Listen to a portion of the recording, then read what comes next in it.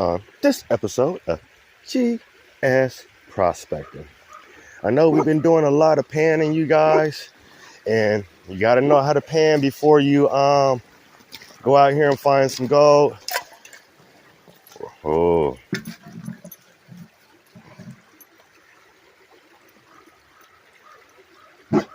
Oh, yeah. Come on, Big B. There's some gold in them hills, you guys. Damn. Look at it. Lost a glare. Yeah, gold in them hills, you guys. Chris is checking out the Prospector's Trick ASDR gold pan. Oh, yeah. It's nice. Nice. I brought out the big boy. So, yep. Everybody's having fun. We're doing some test panning. That's what you do when you first come out here, you guys. You do a test pan. Damn, there go my pan. And I know we've been talking about classifications, too. That thing I showed you from the dollar store, this is the same thing that we use, except for it's just all the way around instead of just at the bottom. Allows you to put in a lot more material, get it bust down a lot quicker. This setup, I believe, is $150 for that classifier, plus shipping. I think shipping included. Okay, $150. We think shipping is included. And that's an Arctic fabricator. So, yep, you can get anywhere from the dollar store kitchen strainers on the way up to these here expensive classifiers to bust it down. And only thing the classifier does, it just breaks down material for us so we can, get these bigger cobbles out of here. So whatever don't fall through, we can just pick up and dump back out. Whatever's left in the bucket, that's what we pan down or we throw down a sluice box. First thing you need to do when you come out and you try to find some gold is try to read the river. Like I said, try to read the river. Is the gold gonna be on the inside bin, outside bin? Sometimes it's kind of hard to tell which is the outside or the inside bin, especially if you don't know what you're looking at. Usually your heaviest deposits are going to be on the inside bin. There's still going to be some gold on the outside bin too. Probably not as much as on the inside, but it ain't no telling. I've been proven wrong before, you guys. So when you come out, get your test pan on to see where you can find the gold. After you find where you want to set up and find the gold, you can do something like this. This is a sluice box. This in particular one came from Dream Mat. This is the Bigfoot 8-inch. You see I got a little bit of material in there already. I was setting it up, making sure it was going to be running right. But yep, I found me some gold, so I set up my box. That's what you do first. You do the test pan, and then you set up the box. You seen Chris got done with the test pan and set up the box. Spider, he's down there. Where's Spider? There goes Spider. He's doing test work down there to see if we need to relocate. Chris is down here. And I'm right up here, getting it way back there, and then bringing it back over here and running it down the sluice box. I don't have my tripod today. I left the house forgetting it. That's all right. Sometimes you forget stuff. Forgot my cons bucket too, so everything I find today will be panned out and sucked up into my snuffer bottle. Nothing wrong with that. So yeah, see I got the box set up. See I got that crazy looking V coming straight on in there, right down the middle. Got a little high on the water today. I had to move some boulders around to actually get the angle that I was looking at or looking for. but I think this is gonna be pretty good. I could use a little bit more of an angle because I like to move pretty fast. I ain't gonna lie, I like to move fast. But in this situation where the river or streams are gonna be low, you just dig down a little bit and work it a little bit slower. Last time we was here, we was doing 5 minutes per bucket down the sluice box and probably about another 3 minutes to fill them up. Maybe 2-3 minutes to walk them to the box. So yeah, we was doing about 2 buckets every 15 minutes maybe. So yeah, and we did about 5 hours out last time. So yeah, that's how many buckets we moved. Do the math. We're out here getting it done. So yep, I'm gonna get my buckets filled up since I'm already ready to go. I've been taking my test pan out of this here, and I took another sample way back there. You guys ain't gonna be able to see it, but this is the area I'm gonna be snatching my my gold out of here today. Don't just look for the gravel, you guys. All this here stuff, don't just look for that.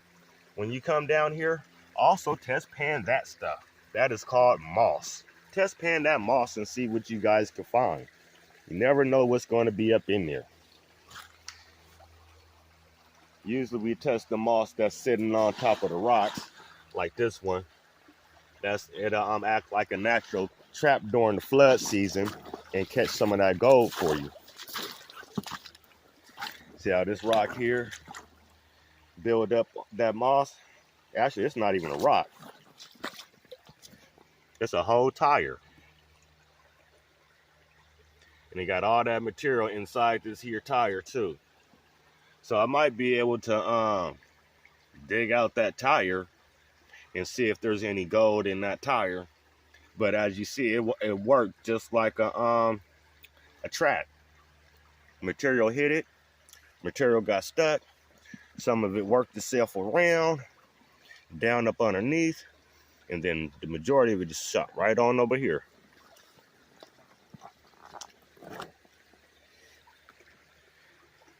You got your lighter gravels there, and then you got getting into the heavier stuff. So yeah, I might play around with that tire later on today too. All right, I'm gonna get back to work. Get some of these here buckets done. I know it's been a while since we've been out. I appreciate you guys sticking in there with me. I might be able to bring you guys in for some underwater action on the sluice box since I forgot my tripod.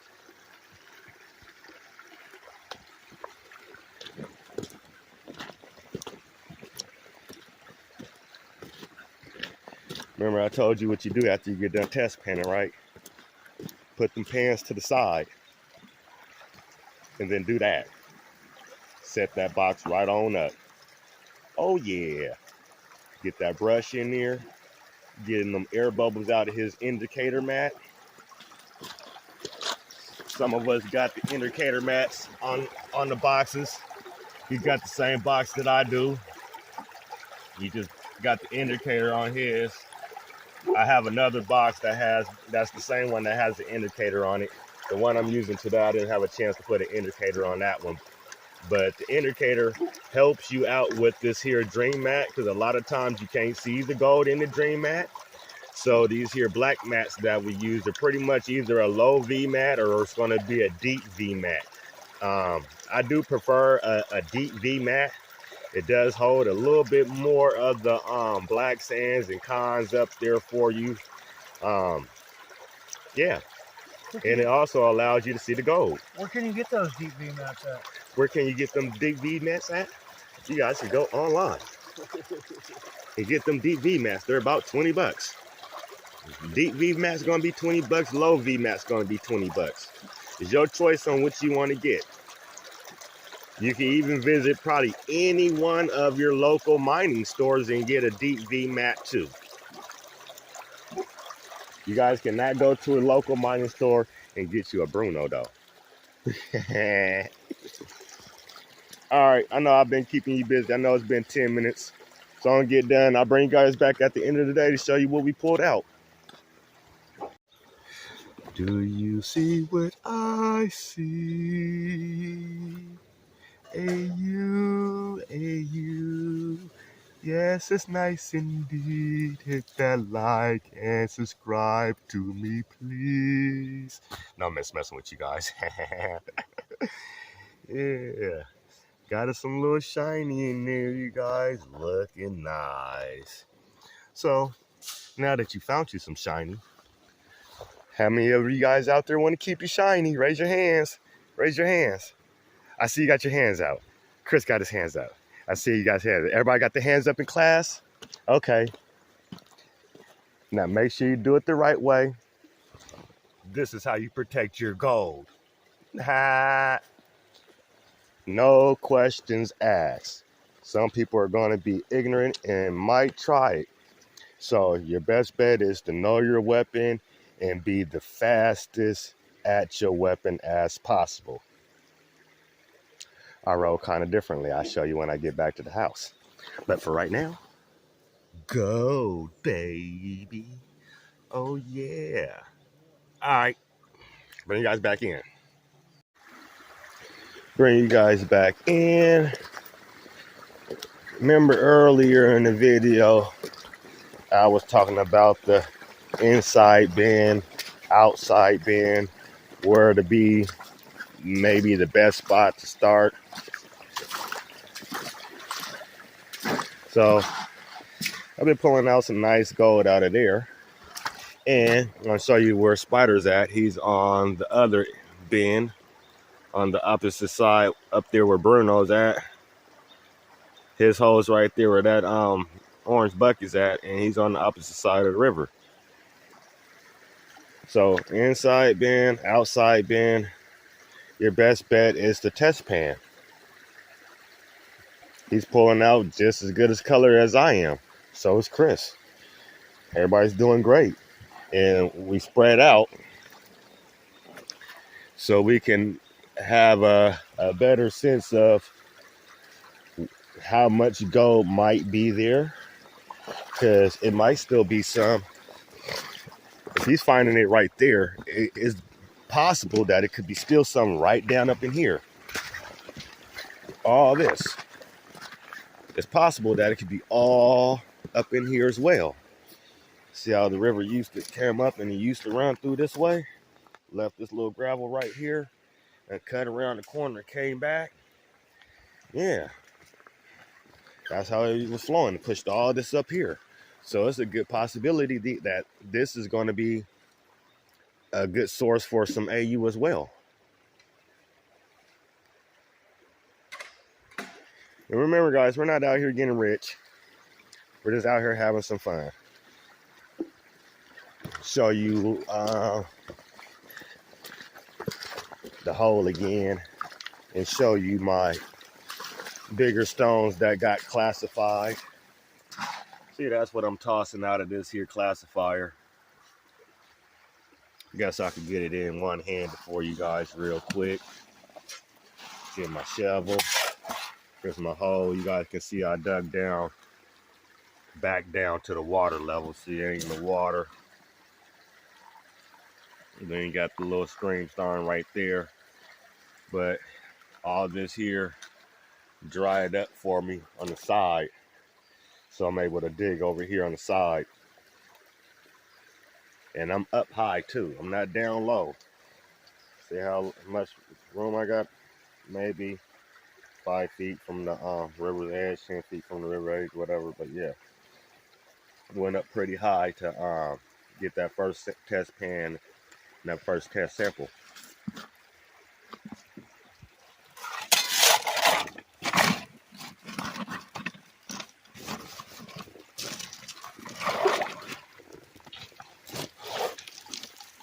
Working one-handed, but you put your stuff in there.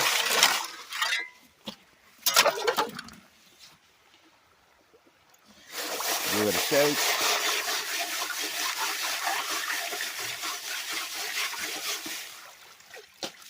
That's it. All these here bigger stones, you don't need all that stuff going down your box.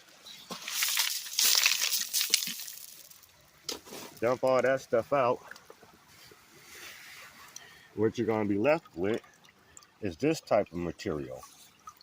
This is the stuff you want. This is where you're going to find the majority of your gold.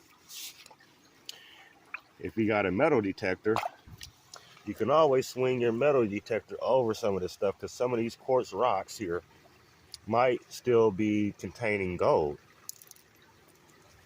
And you see there's a bunch of different types of quartz rocks. And some of these, you know, might be worth taking home and crushing up. Some of them might not be. But what I'm doing right now is wasting time looking for specimens. If you got a metal detector, run your metal detector over this pile. But yeah, there's some nice quartz in there. That's why we use that's why we have to use the classifier out here where I'm at. That's how you use it. Shake, shake, shake, empty it out. The hole, at the end of the day, just take this here same material that you took out, put it back in the hole. If you plan on coming back the very next day, just leave the hole like this and then come back the next day, and then when you're done, fill it back in. Don't worry about losing any of the gold. When the flood comes in next year, the flood will come through, wash all this stuff back in there, and hopefully refill the hole back in with some gold too. But that's why you do your test pan. You can prospect one spot for a little bit and then move on to the next. All right, I gotta get back to work so I can get me some more AU.